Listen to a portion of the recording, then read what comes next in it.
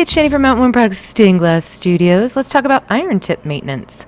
You'll note that if you're using lead-free, you're going to be running your iron a little bit hotter, so you may have to clean your iron tip a little bit more often, but not a ton. Regardless of what kind of solder you're using, you're going to want to, as you're going around doing your piece, every once in a while go foompa foompa, foompa foompa on a wet sponge. Easiest way for me to get the water on the sponge, you'll love it. Brr, squirt, fada bing, there you go.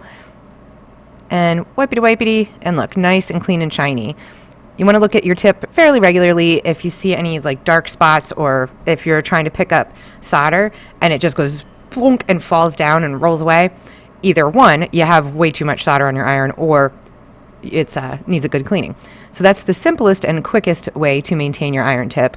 If it gets super messed up and you just can't, that doesn't work and you just can't get it going, use the tip tinner. The stuff, it works marvelously. Grab your hot iron and make sure you got your fan going because it smokes a lot. Whee! Always wear your PPE too, please. And look at that, nice and bright and shiny. You can either continue to solder right from there, or you can wipe it back off on your sponge. It doesn't matter either way. It is lead-free, and it works with lead and lead-free solder both.